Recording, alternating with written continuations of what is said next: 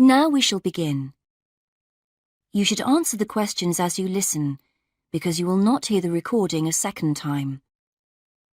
Listen carefully and answer questions 1 and 2. Hi, Joanna. Where have you been? Hi, Dave. I had to go into college to return a DVD I'd borrowed from the library. Oh, right. But while I was there, I got some information about the City Arts Festival that starts next week. Oh, yeah? I saw a poster advertising it somewhere. Yeah, and I picked up this leaflet from the library. It gives you the website address. So as I was there, I logged on to get more information. Actually, although they've got the full programme of events fixed now, you can't book online, which seems strange. There's a number to phone, though. And are there student discounts? I guess so, but I didn't notice. Anyway, there are 3 things I'd like to see. An Italian film, a rock concert, and an art exhibition. Oh, The exhibition's free, and you don't need to book, so I'll definitely go to that. But I'm going to get tickets for the film in case they sell out. good idea. You can always buy concert tickets at the door because that's in a really big hall. Right.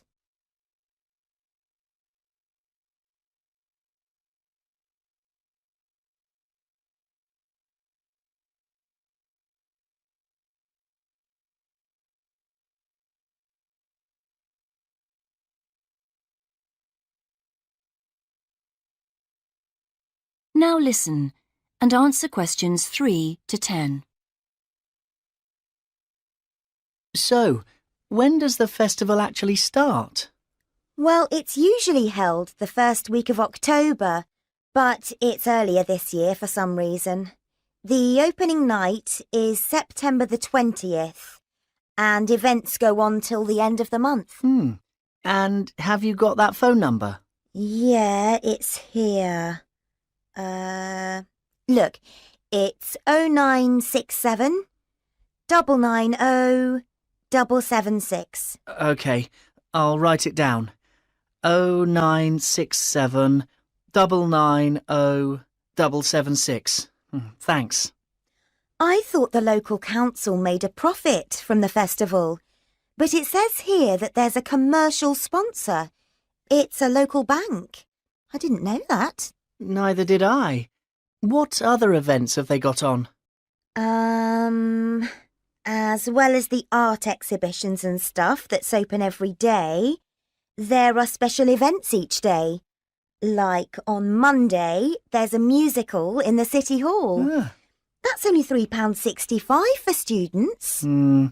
I think I'll give that a miss. I've got football training on Mondays, but I'm free on Wednesday.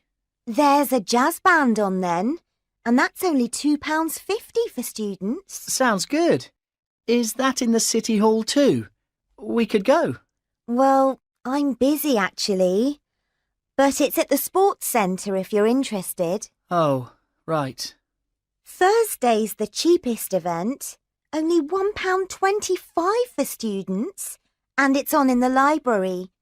Can you guess what it is? Probably the college choir. Actually, no. They've not been asked, apparently. Oh. No, it's a poetry evening. Isn't there any modern dance on anywhere? On Friday. That's at the college. It's quite expensive, though. £15 for adults and £12.75 for students. Oh, yes, that is a lot.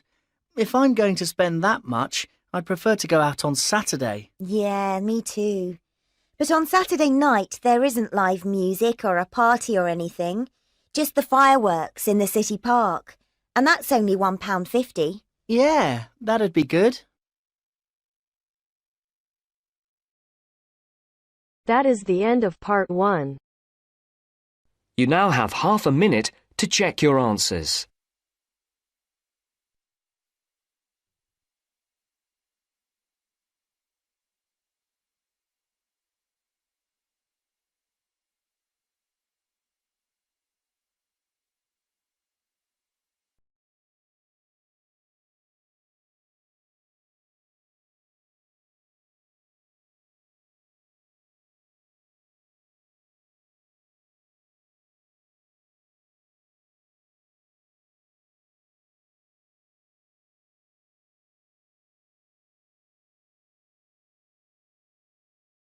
As you listen to the first part of the interview, answer questions 11 to 15.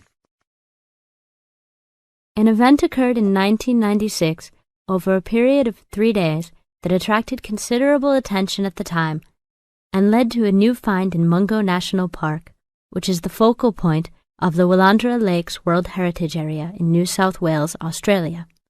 I talked to Alan Moore, the organizer of this trip, about his experience. Alan, what was the purpose of your trip?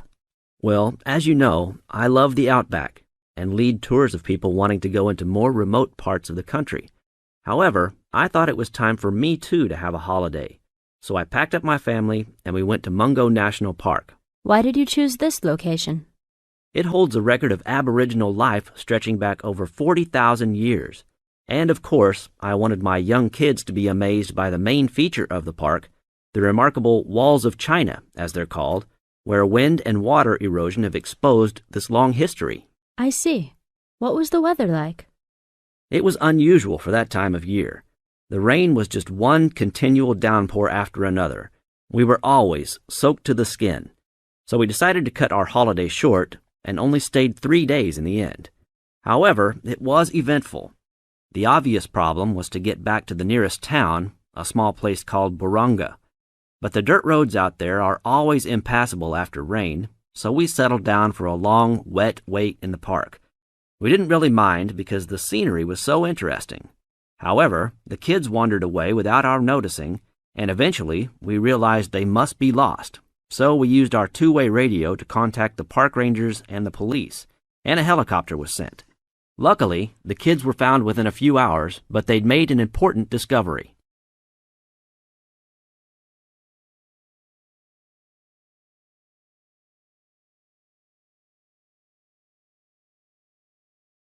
As the talk continues, answer questions 16 to 20. So, the trip was also eventful for another reason, wasn't it? Yes.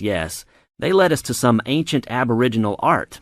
The kids had taken shelter in a very small, low cave that was difficult to see from the outside. We were lucky to have another family camping in our location. When they heard us calling the kids, they immediately helped us search for them, and as the hours went by, they also provided us with much-needed support and encouragement. We really appreciated their help, and as we were already soaked through after looking for the kids for a couple of hours, they even made sure we had enough dry clothes to wear. The park ranger managed to get through to us to lead the search, and when the helicopter pilot notified us by two-way radio that he'd seen the children but was unable to land nearby, we were able to eventually find them very excited about what was in their little cave. And what did you think of their cave? Well, after squeezing in, I must say I was impressed, and managed to take a few photos of it before we left. There were many faint markings and dots on the wall. It was difficult to tell what they represented because they were so small, but people from the museum who have since visited there said the markings were similar to some other findings in the area, and later confirmed they were very old. Although it's now a protected site, the children like to call it their cave, and are allowed to visit it when a ranger can go with them. Thank you, Alan. If you go to Mungo National Park, you can see the entrance to the cave and some of Alan's photos at the ranger's station. Alan continues to lead tour groups in the outback, and if you want further information,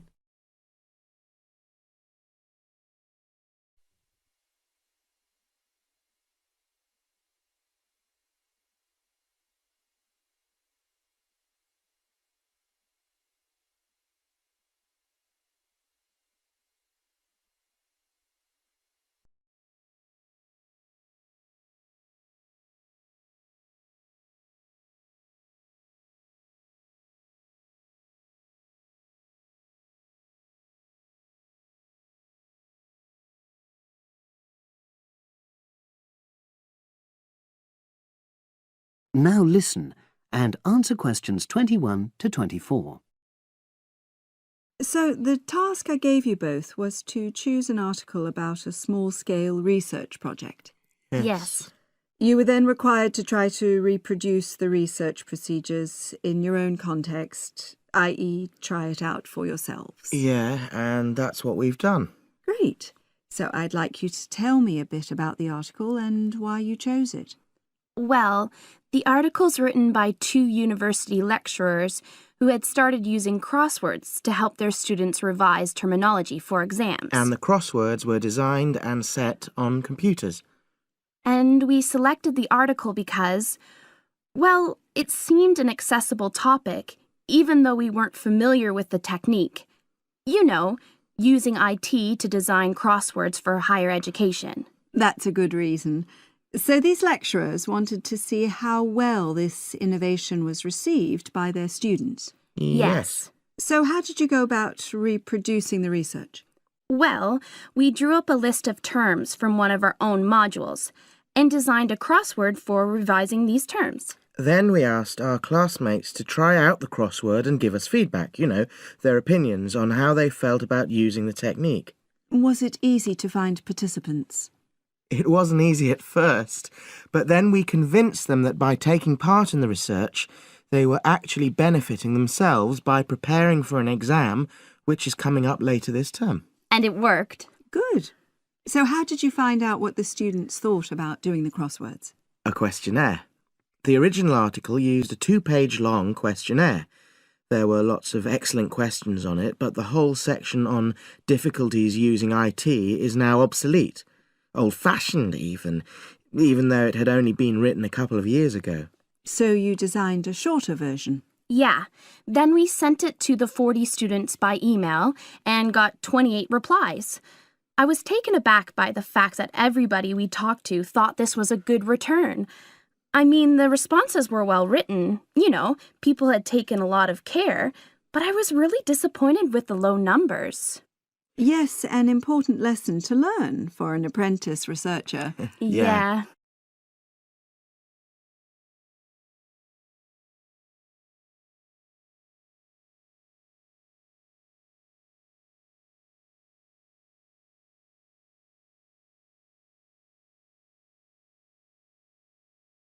Now listen and answer questions 25 to 30. So what results did you get? Well, basically, the responses were extremely positive. The students said that doing the crossword on a computer helped them really focus on the work in hand and not be distracted, which is something that commonly happens with other ways of doing revision. Yeah, that was really clear.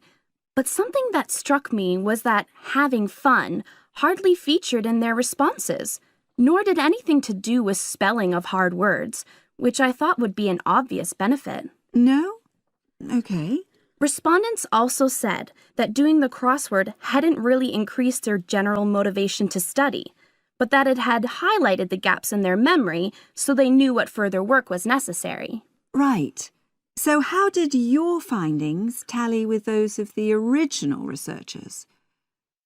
There were lots of similarities, but... There were probably 2 main differences. We found that more males than females liked the technique, whereas the original study found the reverse. Also, our respondents said they wouldn't mind doing a crossword as a final official exam, whereas in the original study, students said they would hate doing it even if it meant having a shorter test. But of course, both sets of respondents said they'd be interested in doing more crosswords for informal purposes, revision, and so forth. Right. So let's have a think about the whole project and what you've learned from doing it. Well, it was very time-consuming. Yeah, and I don't think we managed that aspect very well. It could have been worse. I mean, we didn't have a lot of data, so we didn't have to spend ages processing it. And of course, we'd already done a course on numerical data processing, so there wasn't much new there. Yeah, that's true. Anyway, I think we designed our questions well so that they gave us manageable data. Yeah, it really helped having the original study to guide us, as it were. And that helped us to see what a good research instrument is. What a good questionnaire should be like. Absolutely. We got a lot from that. But when we were writing up the project, I'm not sure whether we'll know how to acknowledge the work of the original study. Our referencing. No, that's something we'll both have to work on in the future. Actually, that part's been great. Finding ways to share and support another person. That's the real plus from the project, learning ways to do that. Well, it's obviously been very successful.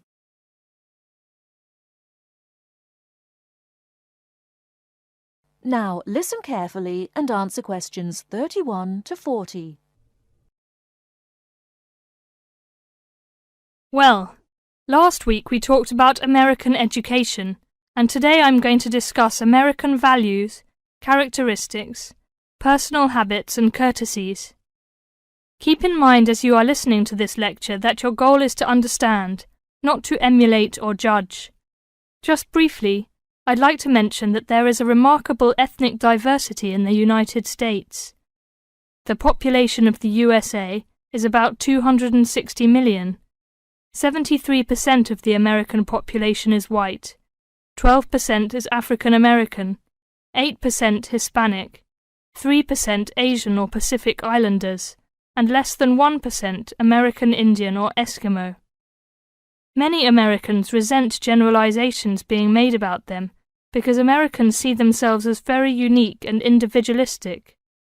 On the other hand, Americans tend to lump foreigners together into one lot and condescendingly view foreigners as people who are not as intelligent or sensible as Americans. Despite Americans' dislike of generalizations and their ethnocentric point of view, it becomes evident that they are indeed American. Americans value individualism, independence, informality, directness, punctuality, achievement, and competition.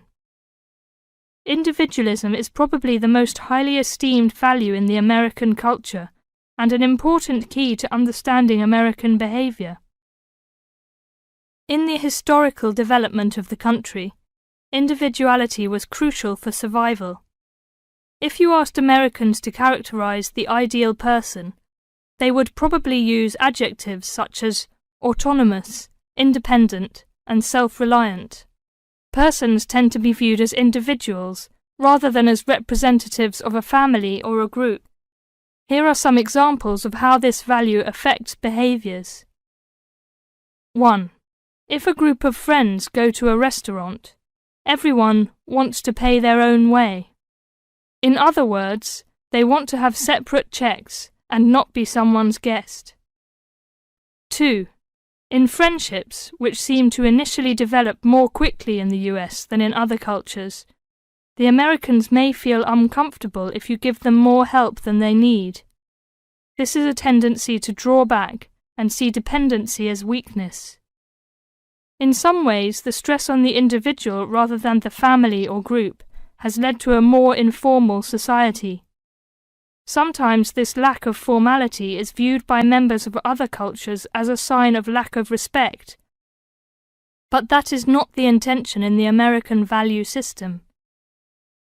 This informality is even more predominant on the university campus than in other segments of society. Some ways in which you might see this value expressed in behaviors are: 1. You will generally be on a first-name basis with other students, in spite of any age differences. 2. Dress is very informal on campus. 3. Language is informal and sometimes confusing. Phrases like "see you later" and "drop by any time" are not meant literally. They are informal ways of saying goodbye. Americans are direct. Honesty and frankness are more important to Americans than saving face. They may bring up impolite conversation topics which you may find embarrassing, too controversial or even offensive. Americans are quick to get to the point and do not spend much time on formal social amenities. This directness encourages Americans to talk over disagreements and to try to patch up misunderstandings themselves, rather than ask a third party to mediate disputes. It is particularly interesting to see what behaviors have culturally become associated with straightforwardness. 1. A firm handshake somehow has come to be interpreted as a sign of sincerity. 2. Looking at a person when you speak to him or her gives an indication of honesty. 3. In a question of honesty versus politeness, honesty wins. It is considered better to refuse graciously than to accept an invitation and not go. 4. You will be taken at your word. If you refuse food the first time it is offered, to be polite, it may not be offered again. An American will not know that your initial refusal is politeness. Great value is attached to time in the US. Punctuality is considered an important attribute. As with all values, there are different rules of acceptability in different cultures. In the US, you should be present for school or business appointments at the exact time agreed upon. In social appointments, you can arrive 10 to 15 minutes after the agreed upon time without giving offence. If you are invited somewhere for dinner and are more than 15 minutes late, you will need to offer an apology and an explanation. A phone call explaining you have been detained and will be late will save face for you and patience for the other person. Americans also value achievement and competition. The American style of friendly joking or banter, of getting the last word in, and the quick and witty reply are subtle forms of competition. Although such behaviour is natural to Americans, you may find it overbearing or disagreeable. Americans are obsessed with records of achievement in sports, and sports awards are often displayed in their homes. Also, sometimes books and movies are judged not so much on quality, but on how many copies are sold, or on how many dollars of profit are realized.